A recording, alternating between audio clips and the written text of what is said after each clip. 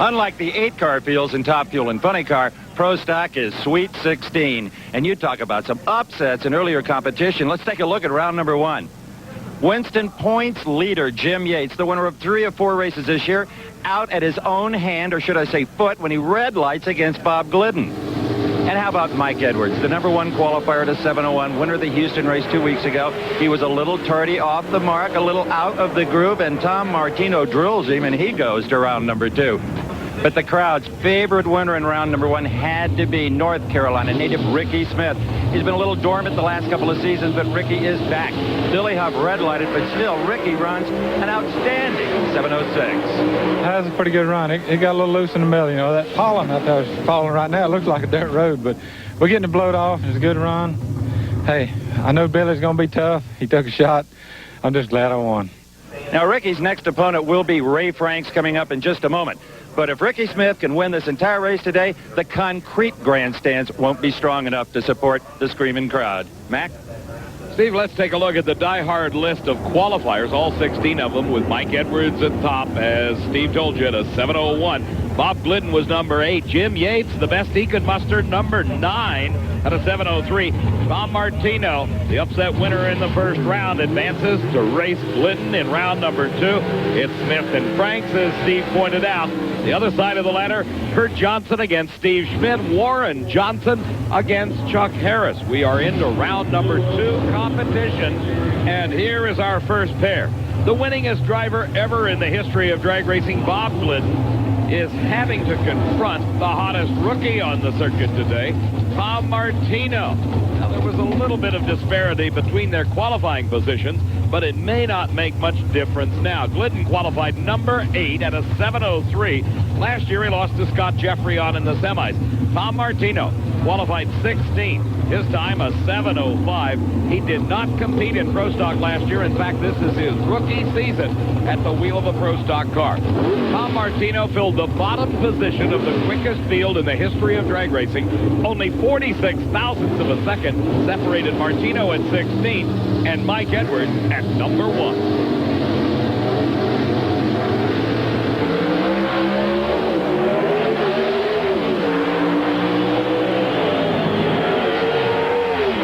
Ran into mechanical problems partway down track, and Tom Martino utilized not only a starting line advantage, but performance as well. 7:09 at 194 miles an hour, slowing some 400 from his qualifying time, but it's much hotter today than it was on Friday evening. The next pair, crowd favorite Ricky Smith, heating up those huge Goodyear tires in his Carrier air conditioning car out of the Troy Humphrey racing team. This is a brand new 96 Pontiac Firebird. His opponent, Ray Franks, at the wheel of the Franks and Haas Oldsmobile Cutlass. Ray's partner, Jerry Haas, one of the better-known chassis builders in Pro Stock racing. Ray qualified number 5 at a 7:01. He did not compete here a year ago. Ricky Smith, number 4, with a great 7.016, 2,000ths of a second quicker than Frank in qualifying. Ricky lost to Larry Morgan in the first round a year ago. All right, the burnouts are over, and both drivers now approaching those staging beams that stretch across the starting line. As the front wheel rolls into the initial beam, it turns on the light at the top of the tree. That indicates the car is about 6 to 8 inches away from the actual starting line, and that beam is activated as the car rolls forward and turns on the second light. Franks is in. Smith kind of taking his time. We got a little staging battle. He's in.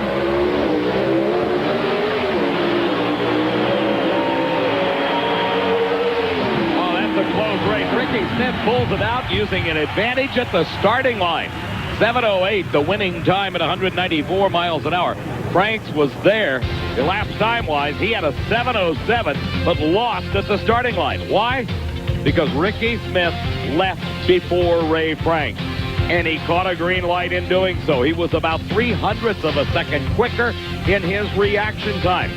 Ray made up a lot of it in the elapsed time wars, picking up nearly 200ths of a second, but it was not quite enough to make the difference at the finish line. Here in our replay, there's the margin of victory. Ricky Smith, the winner. Hey, Ricky, you had the starter looking at his watch on that stage. Well, I got messed around a little bit at Houston, and I'm not mad at anybody. It's just I'm going up there and race, and when I was good to people, seemed like everybody liked me. So I'm just turning around and driving my race, and if they don't like the way I drive, and I guess I just have to go back like we used to. But, you know, it seems like when I try to be nice, Steve, they get on me, so fair game. They don't call him Tricky Ricky for nothing. So Ricky Smith and Ray Franks offering congratulations, condolences, and a little smile here and there. More racing from The Rock coming up next. Jury's hoping he doesn't see another 467 out of Bernstein. That is Kurt Johnson, the younger half of the Johnson Racing family operation. His opponent is Steve Schmidt. Pro stock has turned into a rather interesting category, one with a lot of parity caused by engine suppliers. A lot of the racers are building engines and supplying them to other competitors. The Johnsons, though, they race their own equipment and they keep it to themselves exclusively. Steve Schmidt, one of the premier suppliers of power plants. Earlier, Steve took a look at pro stock racing engines. Now, what could a Steve Schmidt-built pro stock engine possibly have in common with the engine under the hood of your street car? An air pollution control device, commonly called a smog pump. Yeah, you don't take them off for better performance, you utilize them. And that's that piece right there, belt-driven. Now, it scavenges through the oil pan, creating more vacuum and causes the rings to seal tighter against the cylinder walls. Hey, Big Mac, you're the licensed pro stock driver. What about that? Steve, that's why I'm the driver and Steve Schmidt builds racing engines. Kurt Johnson, great show here. Qualified in the number 2 spot with a 7:01 at 196. Lost to Mark Powick in round 1 a year ago. Steve Schmidt, meantime, qualified number 7. He had a 7:02 at 197. He did not qualify for this race a year ago.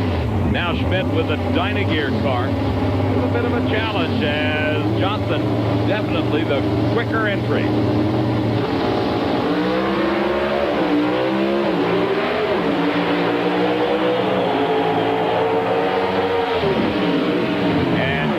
Keeps pace at a 7:05, 195-mile-an-hour run. As we watch again in replay, look at these cars work. When they let the clutch out, a very slight rise to the front end. These cars are not plagued with the giant wheel stands like we've been seeing in our top fuel dragsters. If they sort of settle down as they should, it's really a fairly easy drive down track. You either pull a lever or push a button to change the gears in the 5-speed transmission, and then you hit the finish. Hi, Kurt. I'm Steve Evans. In case you'd forgotten. I didn't even recognize you. It's been a while. It's been a long time, you know. 7:05. It's good in the heat. You know, we've been struggling all year long with these Delco battery Pontiacs, but I believe they're finally coming around. What about you and your daddy? The same side or opposite sides of the ladder? Same side. If he wins this round, we'll race in the semifinals.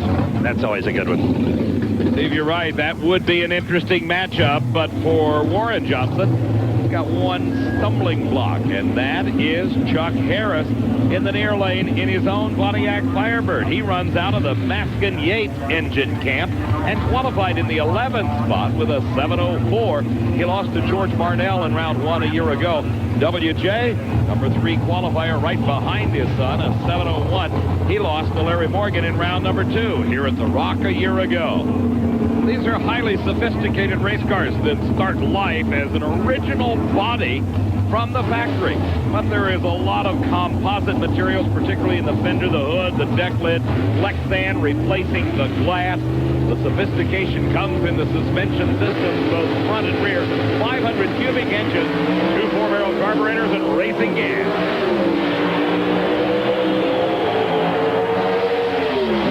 Will be father and son in the next round. 7:03 at 195, the winning time for Warren Johnson. Chuck Harris made an effort of it at a 7:07, 196. Here is the case with nearly identical reaction times off the starting line. They try to plant those huge tires, get very little, if any, wheel spin, absorbing a lot of the power. Pro stock engines making about 1,200 horsepower plus out of 500 cubic inches. Here you see the difference 0.04 of a second makes, about 3/4 of a car length. So Ricky Smith and Tom Martino will be one half of our final 4. The father and son team of the Johnson & Johnson camp will go at it on the other side of the ladder. Steve? Things are starting to come your way, WJ. It's about time. A 7:03, you got lane choice over your kid. 03, well, I have to race my own car, too, on top of it? Good God.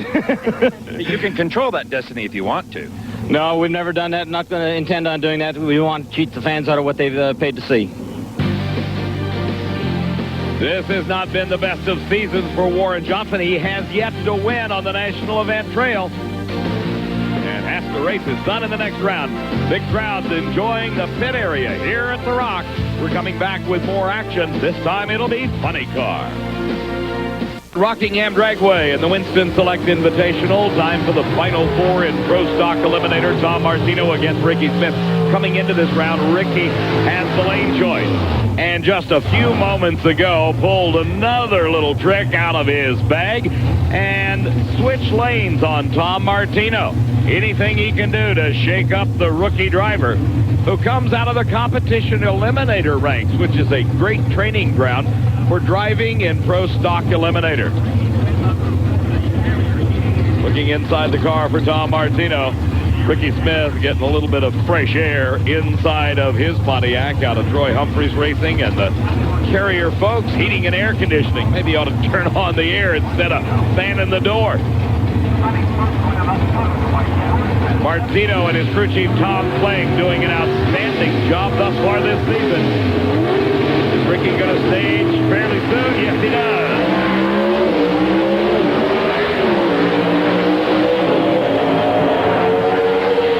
What a run for Tom Martino. Not only did he have better performance, 7:09 at 194 to Ricky's trailing 7:10 at 194, but he had the starting line advantage. Not bad at all when you can hole shot tricky Ricky Smith.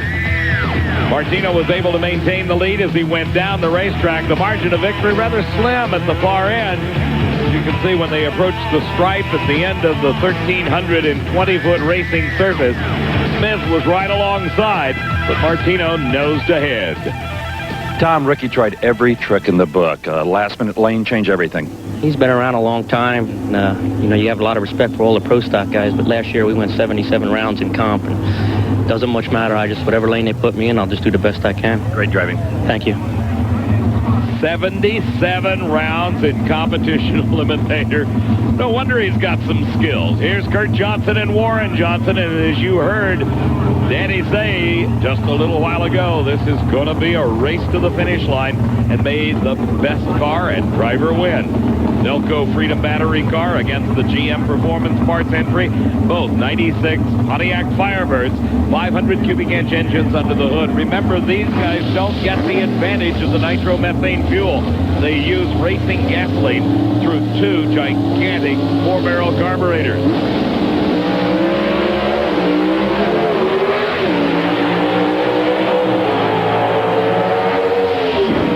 This may soothe some of the pains that Warren Johnson has experienced all year long, as he has not yet won a race. 7:05 at 194.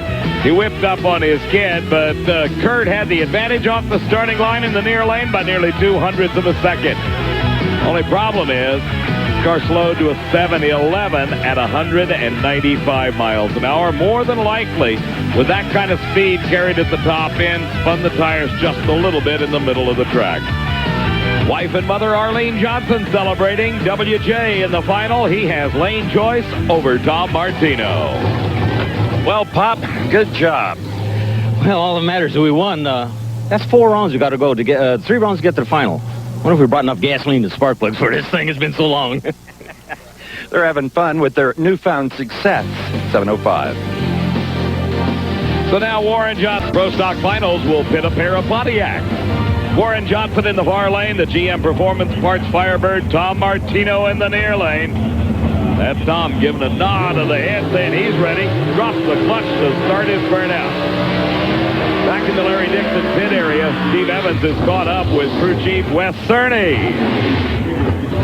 In the semifinals, Larry Dixon's car fell off dramatically because it dropped cylinders. Crew chief Wes Cerny, you got to fix that. What do you do?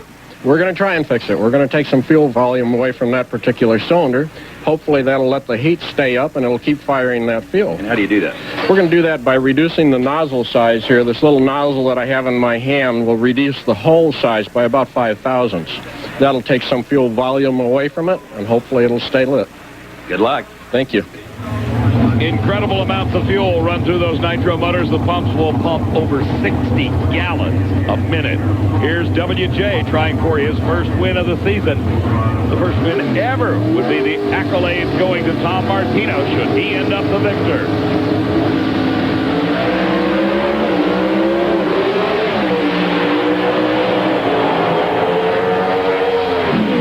This one was all Warren Johnson, back-to-back 705s, 195 miles an hour on this run, and Warren Johnson got the whole shot. Watch this. By 200ths of a second, he was out on Tom Martino, who turned a 716 at 191. For WJ, one of the better reaction times he has had in his career, 4:26. Remember, a 4/10 of a second flash of yellow, and that is perfect. 4:00 with a decimal point in front of the 4. At the finish line, substantial margin of victory. Daylight showing. Warren, I think I figured it out. Don't qualify number 1 and you win the car race. That thought came across after first round. No, Steve, I'll tell you, we needed this win. Pontiac, GM Performance Parts, AC, Delco Battery, Goodyear. I mean, they're all part of this thing, the crew. I just had the joy of riding in this thing today. I mean, it was nice and smooth. I think we probably had low ETV every round. So we're getting a little bit of a handle on this thing, but it's because of the hard work of other people. You ripped him on the lights as well. Great job. I ripped Tommy? Good grief. 4-2 light, Dave. See, look at the shock on Warren Johnson's face. That